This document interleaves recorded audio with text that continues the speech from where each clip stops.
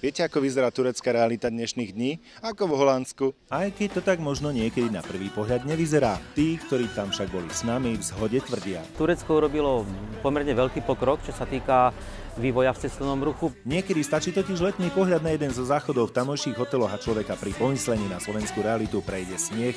Turecká riviera zažíva obrovský turistický boom, ktorý sprevádza nesmierna ochota čašníkov a personálu a bazírovanie na čistote na každom kroku. Aby turisti mali dobrý pocit z okolia. Holandsko sme nespomínali náhodou. Nedaleko Antálie, hlavného mesta tureckej riviery, sme okrem iných skvostov našli aj vernú kópiu Amsterdamu.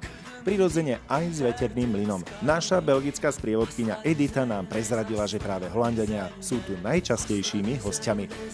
Samozrejme, že sa na dovolenke v Turecku potom cítia už ako doma. Kým sme si so záujmom prezerali architektúru, ktorej tróni skutočná bazén pre turistov, Edita sa rozhodla, že preskúša našu mužskú vernosť.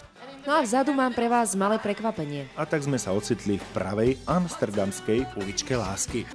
Za týmito oknami bývajú krásne dámy. Zastavili nás až zamknuté dvere a podivne strnulé manekíny, aké vydávame za výkladmi obchodov. Tak samozrejme, že tie ozajstné tu teraz nie sú, lebo za to nemajú zaplatené.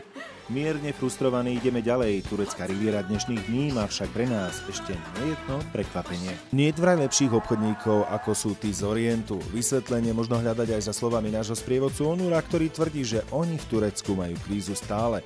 Faktom je, že najlepšie sa zrejme nakupuje na bazáre a my sme si otestovali ten v prekrásnej Alanii. Turkish. Mafia.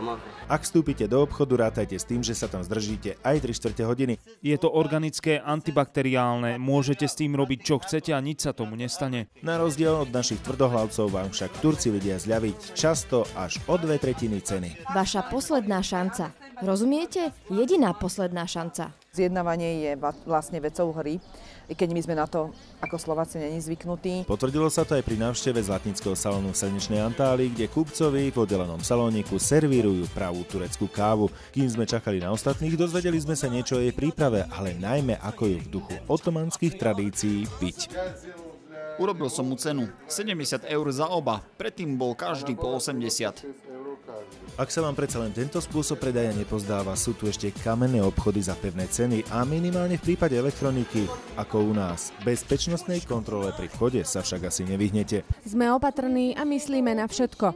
Predsa len je to veľké obchodné centrum a zbrane by sme tu neradi videli. Som dosť prekvapený z Turecka, lebo priznám sa, že som sem prichádzal takým trošku s dešpektom. Ten však rýchlo pominie aj pri pohľade na hotelové služby. Ako tvrdia tí skúsenejšie, ak sú all inclusive, teda vrátane strávy a športových aktivít, peňaženka je na Šimcovi takmer zbytočná.